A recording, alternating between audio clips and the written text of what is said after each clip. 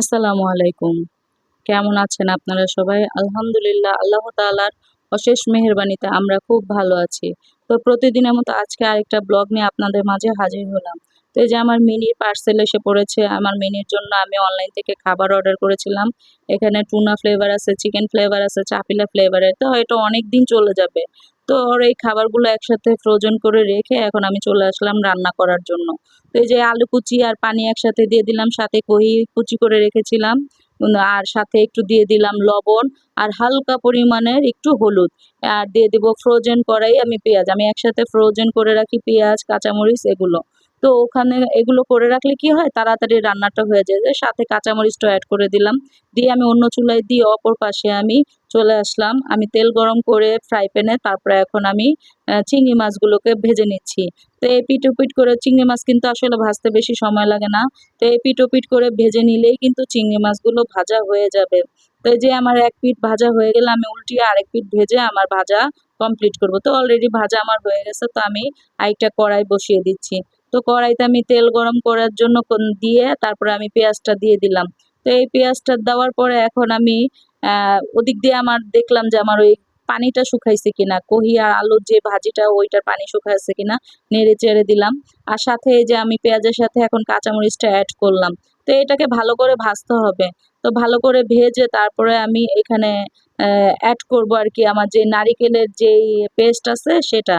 তো এইটার ভিতরে না পানি আছে, তাই আমি আর এক্সট্রা কোনো পানি এড করলাম না। তো এটা দিয়েই মূলত আমি ভালো করে পেঁয়াজটা কষাবো। তো যতক্ষণ না পর্যন্ত তেল ভেসে উঠবে ততক্ষণ পর্যন্ত আমি নাড়তে থাকবো। তো এই যে আমার তেল ভেসে উঠছে, তো আমি একটু পরিমাণ মতো অল্প লবণ দিলাম আর অল্প একটু হলুদের গুঁড়া দিলাম। আর সাথে এড করব একটু মরিচের ফাঁকি।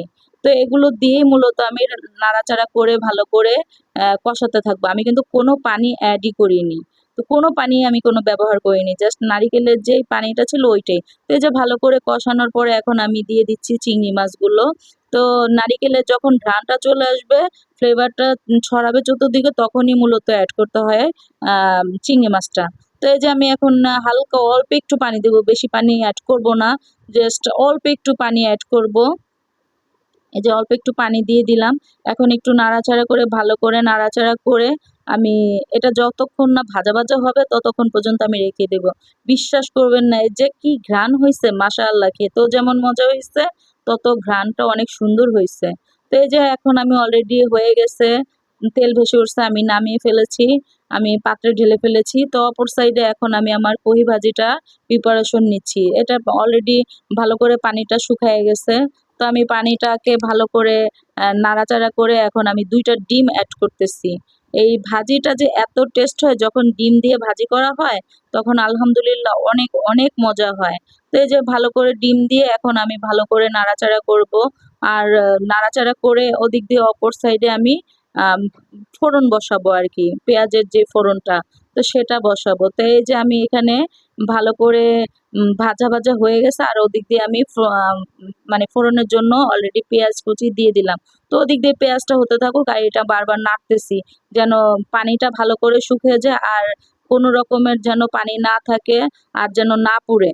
তো এজন্য আরকি ভালো করে নাড়তেছি আর ওদিক দিয়ে আমার পেঁয়াজটা হচ্ছে। ভালো করে যখন পেঁয়াজ বেরেস্তাটা হয়ে যাবে তখন আমি এই পেঁয়াজটা এখানে এড করব। বাগার যেটাকে মূলত বলে। তো ওখানে পেঁয়াজটাও নাড়াচাড়া করতেছি। পেঁয়াজটা মাশাআল্লাহ হয়ে যাচ্ছে। তো এই যে পেঁয়াজটা যখন হয়ে যাবে তখনই আমি এখানে এই যে পানিটা একদম শুকিয়ে গেছে ভাজির ভিতরে, কোনো পানি থাকা যাবে না। তাহলে কিন্তু ভাজিটা ভালো লাগবে না। একদম ভাজা, ভাজা করতে হবে। তো এই যে ভাজা, ভাজা হচ্ছে আর ওদিক দিয়ে আমার পেঁয়াজ বেরেস্তাটাও হয়ে যাচ্ছে। তো এই যে ভাজা, ভাজা হয়ে যাওয়ার পরে আমি এখন আমার পেঁয়াজটাও অলরেডি হয়ে গেছে, তো আমি চুলাটা অফ করে দিলাম। তো এই যে পেঁয়াজের বেরেস্তাটা দেখা যাচ্ছে অনেক কালো হইছে, আসলে মূলত কালো হয়নি। খুব সুন্দর একটা ঘ্রাণ বের হইছে, পরেই কিন্তু আমি ছেড়ে দিলাম। এখন ভালো করে নাড়াচাড়া করতে হবে। এই যে ভাড়াচাড়া করে নাড়াচাড়া করে আমি মিশিয়ে নিচ্ছি। তো মিশিয়ে নেওয়ার পরে অলরেডি আমার কিন্তু হয়ে গেছে। এই যে আমার ফাইনাল লুক। চিংড়ি মাছের ঘ্রাণটা যে এত ভালো হইছে আর ভাজিটা মাশাআল্লাহ অনেক সুন্দর। ২ টা খাবারই খুব মজা হইছে। আপনারা ট্রাই করতে পারেন। তো আজকে আর না, ভালো থাকবেন। আসসালামু আলাইকুম।